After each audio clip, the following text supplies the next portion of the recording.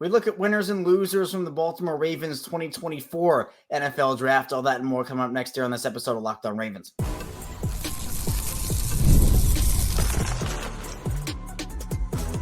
You are Locked On Ravens, your daily Baltimore Ravens podcast. Part of the Locked On Podcast Network, your team every day. Welcome into another edition of Locked On Ravens, your daily Baltimore Ravens podcast. I'm your host, Kevin Oestreicher of Ravens Wire, here with you on the Locked On Podcast Network, your team every day. Thank you so much for being here and making Locked On Ravens your first listen each and every day. We're free and available on all podcasting platforms. So that includes in video form on YouTube, where you can like this video, subscribe to the channel, turn notifications on as well. Also in audio form, where you can follow along with us wherever you get your podcasts, Apple Podcasts, Spotify, the whole 9 yards, 5 days a week, plus more of daily Ravens coverage here. No matter what, we're low the off season, in season, we have you covered 5 days per week, news, analysis, updates, and so much more. So tell a friend, tell a family member, we have them covered for daily Ravens content. Today's episode of Locked On Ravens is brought to you by Monopoly Go. I admit it, I do have a competitive side, and it's a big fan of Monopoly Go, the mobile hit twist on classic Monopoly. So join your friends and download Monopoly Go now, free on the App Store or Google Play.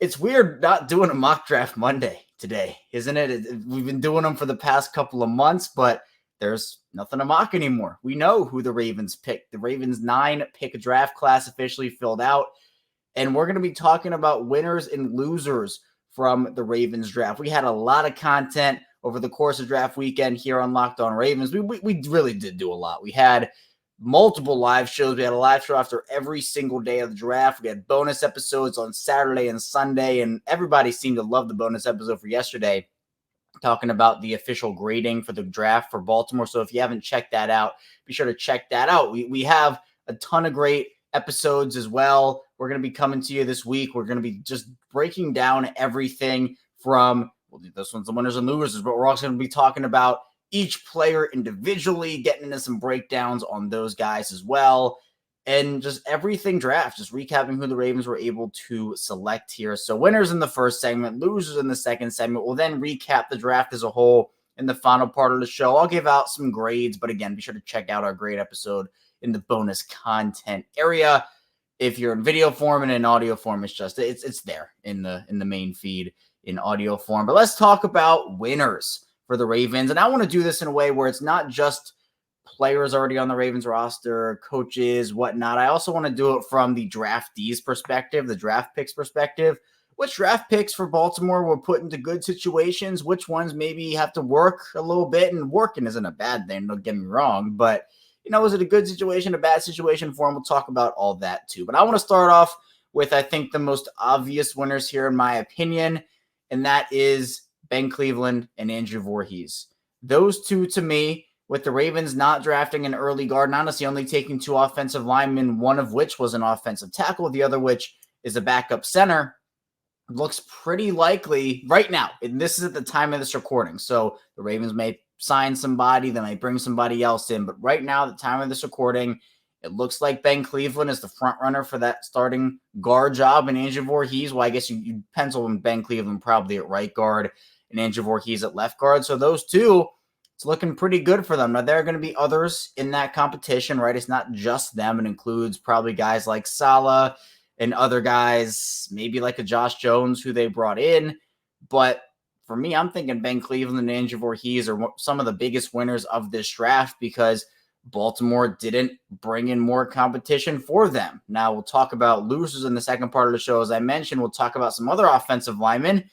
But to me, if you're those guys, you're feeling pretty good about the Ravens not drafting a guard. You could argue that, all right, okay, backup center, yeah, moving over to guard. But to me, it's not going to be an opportunity for a late round pick to get in there and compete for that starting guard job.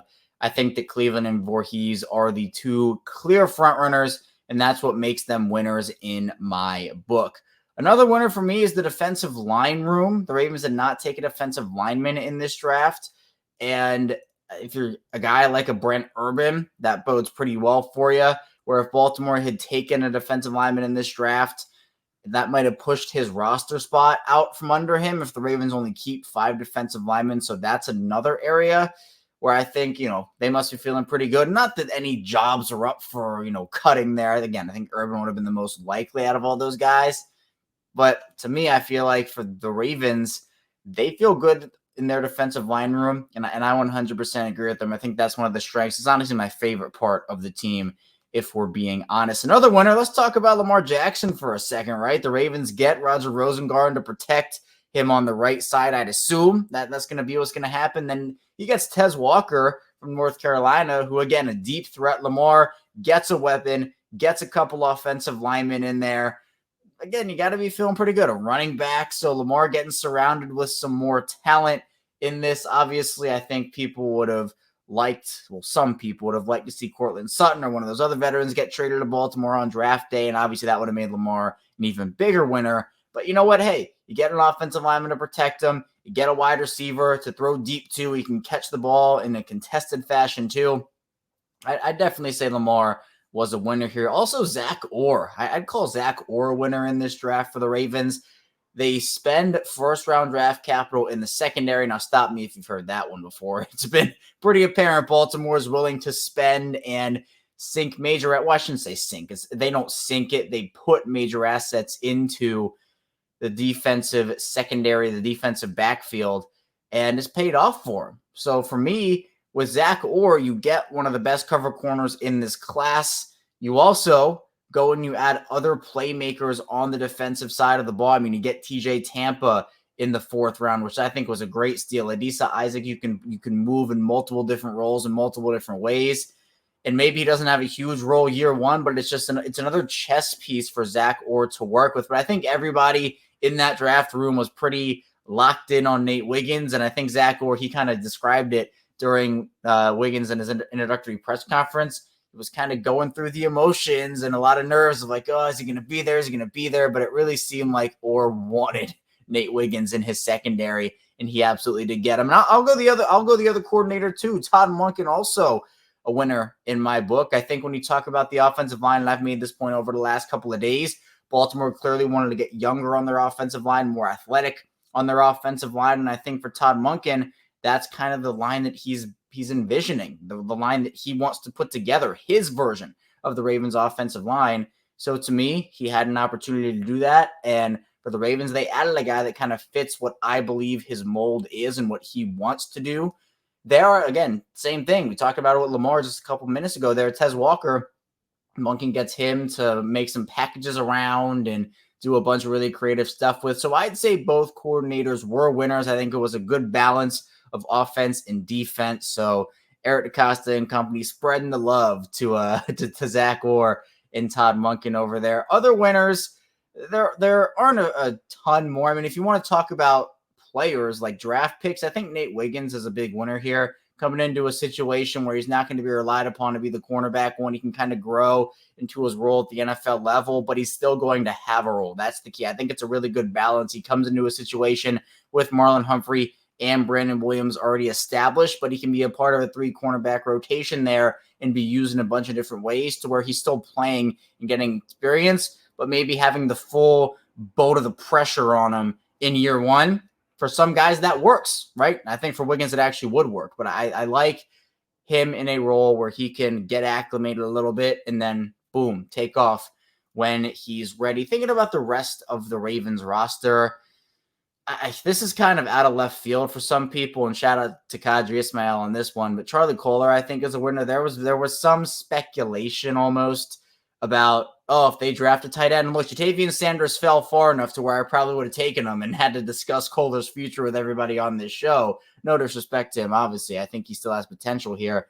But there was some rumblings about, if Baltimore takes a talented tight end, would they trade Charlie Kolar? But the Ravens do not do that, and Charlie Kolar safe on the Ravens roster right now. Also, Rashad Bateman was a winner of this draft. Not, the contract is one thing, but I'm not even talking about the contract. To me, I think the fact that the Ravens took Tez Walker secures the Ravens the fact that they're probably not going to bring back Odell Beckham Jr. And for Rashad Bateman, personally, I think that's the best path for him. Not that Odell wouldn't, provide something if he was brought back, but we spent so long last offseason during the season talking about, well, who's the wide receiver 2, who's the wide receiver 3. It felt like, again, Bateman never really established a role, and he's not going to have anybody who's looking over his shoulder to, right? He's going to have his particular role as the wide receiver 2, and that's his, right? Nobody's challenging him for that. And if the Ravens truly believe that Bateman is their guy,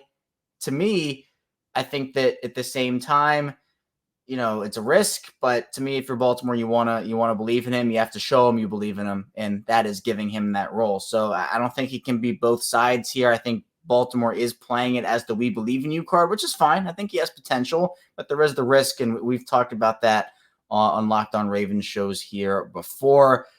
I also think the Ravens, their secondary just got so improved here. I think for Roger Rosengarten, it also was a pretty solid landing spot for him as well. I definitely call him a winner. Not a bunch of losers, honestly, when it comes to the Ravens draft picks. In fact, I don't really think there are any. Devin Leary is, I don't know. I don't think there really are any losers. But speaking of losers, we'll be talking about who lost Baltimore's draft weekend, who suffered a little bit, maybe with a role or what the identity of a certain position group will be. We'll talk about all that and more coming up next year on Locked On Ravens. First, the show is sponsored by FanDuel. It's playoff time in the NBA and NHL. Baseball's in full swing, and FanDuel is your place to bet on every game. Right now, new customers get $150 in bonus bets guaranteed. That's $150, win or lose. Bet on everything from slap shots to home runs to slam dunks, all in an app that's safe, secure, and easy to use. What are you waiting for? Visit FanDuel.com/lockedon to make your first bet an automatic win. Speaking of automatic wins, I really do hope that the Denver Nuggets can close out the Los Angeles Lakers tonight. I'm a little nervous. I'm not going to lie. Jamal Murray questionable at the time of this recording with the calf injury. They didn't really have a sense of urgency last game, so I'm hoping they can pull it out. If it goes back to LA for Game 6, starting to get a little dicey there. So again, hopefully Denver gets an automatic win. FanDuel, America's #1 sportsbook. And the show is brought to you by Gametime. I'm super excited for the NBA playoffs. Again, I'm a big Denver Nuggets guy. And it'd be really cool to attend a game. Lakers-Nuggets, that's been a rivalry for a long time now. And it'd be awesome to attend a game. Gametime is an authorized ticket marketplace of the NBA, which makes getting playoff tickets even faster and easier. Prices on the Gametime app actually go down the closer it gets to tip-off. With clear last-minute deals, all-in prices, views from receipt, and the lowest price guarantee, Gametime takes the guesswork out of buying NBA tickets. And again, Lakers-Nuggets is a really good series. I know Celtics-Heat, there's a rivalry there as well. That's a big one. But there are a bunch of different ways that Gametime can help you find tickets to an event that you want to go to and that you're looking forward to. For me, there are a lot of great things, especially on the Gametime app. Last-minute deals, first of all, I can save up to 60% off buying last-minute tickets for sports, concerts, comedy, theater, and more. But they also have flash deals, zone deals, all-in pricing, seat views, the lowest price guarantee, Gametime ticket coverage, and so much more. Take the guesswork out of buying NBA tickets with Gametime. Download the Gametime app, create an account, use code LOCKEDONNFL for $20 off your first purchase. Terms apply again, create an account, redeem code LOCKEDONNFL, spell LOCKEDO on NFL for $20 off. Download Gametime to the last-minute tickets, lowest price guaranteed.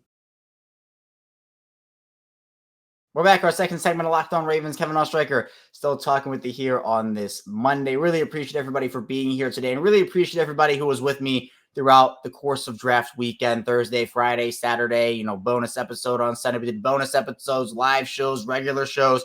We were all over the place. We had a lot of content come out. It was definitely exhausting, definitely a grind, but that's why you do it, right? To have tons of great moments. There are definitely plenty of great moments from the draft weekend here. So thank you to everybody who showed your support during draft weekend. And let's keep it going. We're going to be going here. This is a bit of a lull period, but we actually do know that the comp pick formula will no longer be in effect at 4 p.m. today. So that's when Eric DeCosta, that's the sweet spot for him, and the Ravens might be seeing maybe a flurry of free agency moves. We'll see what ends up happening with that. But we talked about winners from the Ravens 2024 draft. Let's talk about losers now, because obviously with one side of the coin, there is the other side of the coin. Now, the first loser we're going to talk about quarterback. It's Malik Cunningham.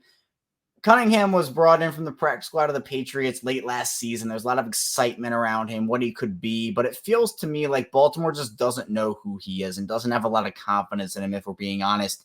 Feels like they want to try the wide receiver out. They draft Devin Leary and say he's going to be competing for the number 3 job. Josh Johnson's going to be the number 2 guy. but no mention of Malik Cunningham. At least I didn't hear anything about it. So it just feels like the Ravens don't really know what to do with Malik Cunningham right now. Maybe I'm wrong, but I don't necessarily know the plan at this point right now. And then even I'll say, I said Lamar was a winner.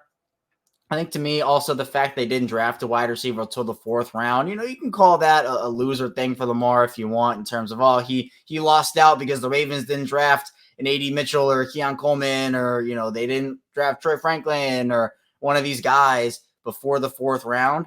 So if you want to take that perspective of, hey, they had an opportunity to go take an early round receiver and they didn't do it, I understand. I probably would have taken a wideout in the 3rd round positionally over an edge guy, which the Ravens did. No disrespect to Adisa Isaac, who the player I love. But again, positionally probably would have taken a wide receiver there. But I still think the Tez Walker pick, you can put Lamar in the winner category and the loser category here for just different reasons. Honestly, we talked about offensive line also in the first part of the show. Ben Cleveland, Andrew Voorhees being big winners. Well, to me, I think Daniel Falele is a loser in this situation here, because to me, I think Roger Rosengarten is going to probably win that job. Now, there's going to be a competition, right? Rosengarten has to prove that he can play at the NFL level. So good training camp, good preseason. And Falele is going to be in the thick of that competition. John Harbaugh said as such, but he's your 2nd round guy. And to me, I feel like you want that production and him playing, right? I just feel like you do. So to me, I think Daniel Falele was a loser in this process. A couple other guys, cornerback room, I think both Jalen Armour-Davis and Pepe Williams were losers during draft weekend. More so Jalen Armour-Davis just because of the outside factor. Pepe Williams, with him being a slot guy, the Ravens didn't really draft a slot guy. I mean, obviously these guys can move, they can play everywhere, so you can still put a guy like Nate Wiggins in the slot technically, but we just haven't seen a lot from Jalen Armour-Davis and Pepe Williams over the course of their careers. Armour-Davis and Williams both have had major injury concerns, haven't been able to stay on the field, and so it would have been great if maybe entering this draft process, we knew who at least one of Jalen Armour-Davis or Pepe Williams were, but we just don't. And I think now with the depth you have at corner, I mean, look, we can talk about Marlon Humphrey, Brandon Stevens, Nate Wiggins, TJ Tampa, Arthur Millette, or Darius Washington. That's already 6 guys at corner. Now you could say maybe they'll keep 7, 8 is a lot. I don't think they're going to keep 8 guys at corner, but maybe they sign somebody else, right? Maybe they want to bring in one more veteran to that room. If that's the case, I don't think either makes the roster. As it stands right now, there's a shot one makes the roster if they decide to keep 7 corners. I think there's a shot one does, but it is definitely going to be an uphill climb for both those guys to make the roster at this point. So those are a couple other. This one, I'm not so. I'll say it, but I'm not so sure about this one. To me, David Ojabo might be a loser here.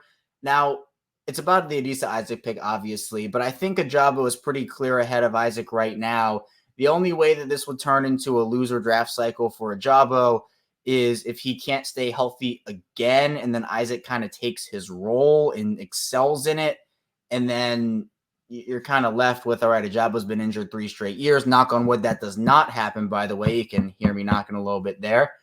And to me, that's the only way that he'd be in that loser category. I still think pretty clearly the top 3 guys in the edge room, even with Isaac's addition, are Kyle Van Noy, Dafe Owe, and Ojabo. So I wanted to throw it out there again. Knock on wood, that does not happen. The Ravens need a bet on a big year from Ojabo. They need it. So we're gonna see how that unfolds. Other than that, though, again, not a ton of losers. I think that a lot of the draft picks, if you go down the whole list, I think everybody was drafted into a solid situation on the Ravens roster.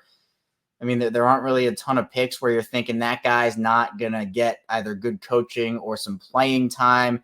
Thinking of the other players and the other positions, I mean, we covered corner, covered offensive line, covered edge. I mean, wide receiver-wise, Tez Walker, is he going to take anybody's snaps? I mean, maybe Tylan Wallace. I think he's going to be above the depth chart for Tylan Wallace. Maybe Deontay Hardy's offensive role is going to be a little less than it was going to be, and even so, before, it wasn't going to be huge anyway. So, maybe those guys, but not necessarily anything to write home about in terms of, a ton of losers. I really just think that the Ravens did a really quality job at finding ways to incorporate their draft picks and figure out, hey, this guy can fit here, this guy can fit there. And that's a lot of what the draft process is, right? You go do your homework on all these guys, you figure out the roles, look at your roster.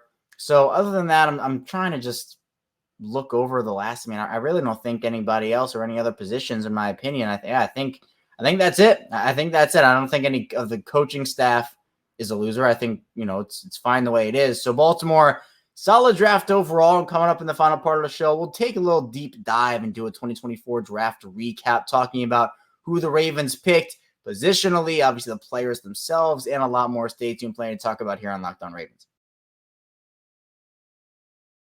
First, the show is brought to you by Monopoly Go. All right, game off. We got to pause here to talk more about Monopoly Go. I know what you're saying. Flag on the play. You already talked about that, but there's just so much more good stuff in this game. In Monopoly Go, you can team up with friends for timed tournaments where you work together to build up each other's boards. The more you win together, the more awesome prizes you unlock, and there's so much to get. Unique stickers you can trade with your friends, and complete albums for big prizes, cool new playing pieces to travel the boards with, hilarious emojis for taunting friends when you smash their buildings or heist their vaults. Plus, Monopoly Go feels new and exciting every day with constantly changing tournaments and challenges. A ton include their own unique minigames like digging for treasure or a robot pachinko machine. And there's always new timed events that help you win big, like massive multipliers for everything you win or rent frenzies. There's always something fun to discover in Monopoly Go, so get off the bench and go download it now free on Google Play or the App Store. Game on. We're back rounding out Locked On Ravens. Kevin Oestreicher still talking with you here on this Monday. Again, thank you so much for being here. Whether you're an everydayer, thank you so much for supporting the show and listening to me each and every single day. If it's your first time into the channel, welcome in. Hopefully you're enjoying the content. Be sure to subscribe for, again, 5 days per week of daily Ravens content, no matter what, plus more, even in the lull periods of the offseason. I've never missed a weekday episode in my almost 5 years of doing this now. This is episode 1,236 consecutively, so be sure to subscribe for that daily content. If you're somewhere in the middle, you've been here a couple times before, welcome back to the channel. Exciting times, right? The draft signals just another step in the offseason, another step closer to football season being back. The next big milestone is going to be the schedule release coming up here pretty soon. It's going to talk about the draft sneaking up on us. Well, the schedule release is going to come up pretty soon here. But for the Ravens, let's talk about their draft. Let's do a quick recap. Obviously, the Ravens taking Nate Wiggins in the first round, one of the best cover corners in this class, if not the best cover corner, right around 6'1", 180-ish. Now, he slimmed down to around 170 for the combine. But again, I'm not necessarily counting that. I think I was reading off the combine weight for a while, but he actually sits more around 180. You put him in the three-corner rotation with Marlon Humphrey and Brandon Stevens, something the Ravens have done before with when Marlon Humphrey was drafted in the first round. That was the last time they drafted a corner in the first, back in 2017. It was Marlon Humphrey, Brandon Carr, and Jimmy Smith. Then when they brought in Marcus Peters, it was Marlon Humphrey, Marcus Peters, and Jimmy Smith. So they like three-corner rotations on the outside, plus obviously that slot guy. Back when I was just talking about those rotations, it was Tavon Young as the slot guy. This time around, it's more so Arthur Millette. Maybe Ardarius Washington has that role as well. So not a shock the Ravens took a corner after Tyler Guyton went to Dallas at 29. I've been saying this. There really was no other offensive lineman I would have taken at 30. So at that point, it really felt like a corner. And whether you prefer to Nate Wiggins, Cooper DeJean, Kool-Aid McKinstry, the Ravens go with Wiggins, someone they had targeted the whole time. Then in the second round, kind of the same story, right? The Ravens had Roger Rosengarten as their target. Now, I would have preferred Kingsley Suamataia out of BYU by a little bit, just by a little. But I don't think they necessarily went wrong with Rosengarten. We mentioned him, talking about him a little bit earlier in the show. Super athletic. Doesn't necessarily have the best anchor. Could stand to add some weight as well. He stands around 6'7", 6'8", 308. So could stand to add some weight to him to get that anchor down a little bit, but really good at pulling, getting to the second level. His foot speed is great. Plays with some solid pad level too. So he's someone that has a lot of experience also, both on the right side and on the left side. So the versatility really helps out Baltimore there. Then in the third round, we talked about him a little bit there too. Adisa Isaac, 6'4", 7.5 sacks last year at Penn State. Obviously, Penn State edge rusher Odafe Owe is also in Baltimore. So a little reunion there for the Ravens. Someone that has already established a good pass rushing plan. He knows what he's doing on the field, but can still reach a potential that I think is really, really enticing you as a second round grade or he had a second round grade for a lot of teams, or a lot of people at least.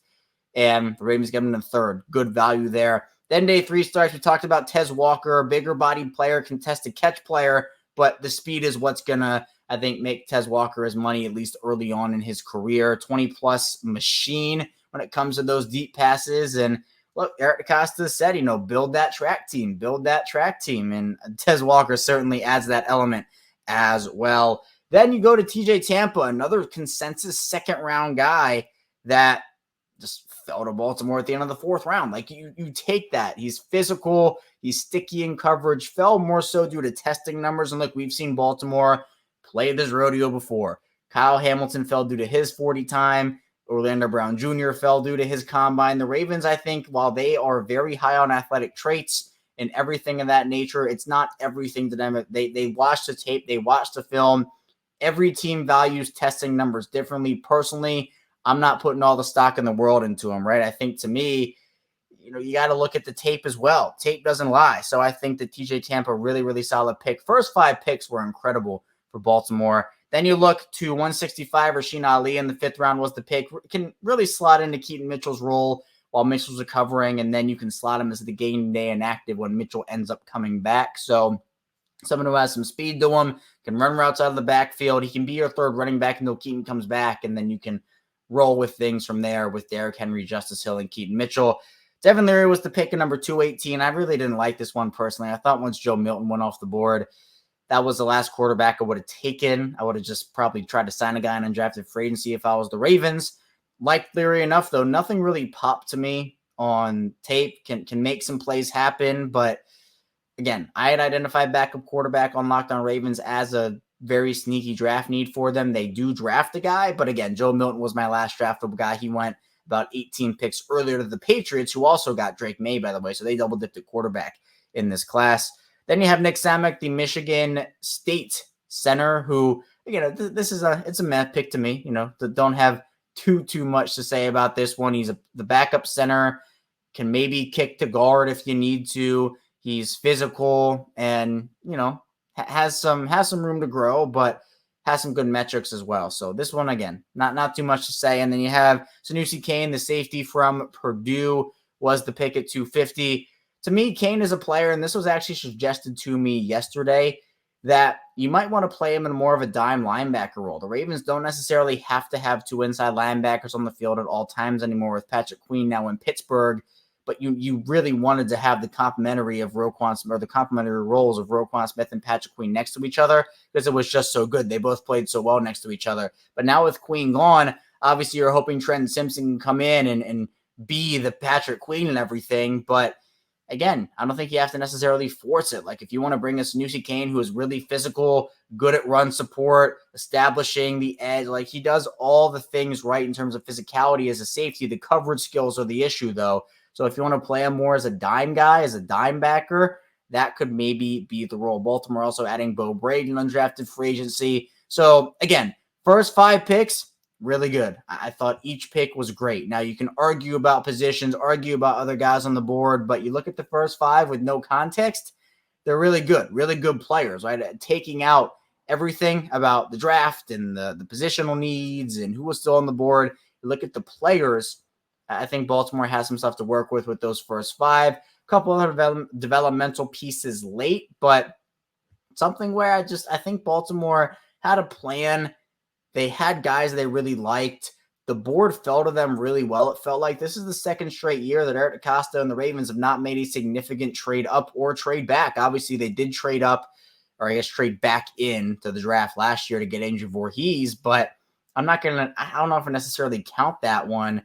The Ravens had opportunities, both last year and this year, felt like, to do something, but they decided to stand pat with their picks, and obviously they're going to have a lot more next year with all the comp picks that are going to be coming in.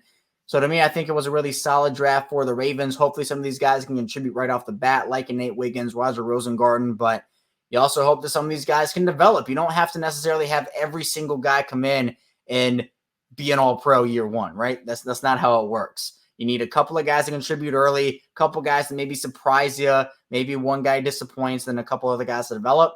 That's usually how a draft class goes. And for Baltimore, you can kind of identify where each of those guys would fall in that realm. That's all I have for you here today, though, on Locked On Ravens. Thank you so much again for tuning in. Be sure to subscribe, follow along, video form and audio form. I really, really do appreciate it. When we get back here tomorrow, it's more Ravens content, more draft recap. Stay tuned for that. I'll see you right back here tomorrow on Locked On Ravens.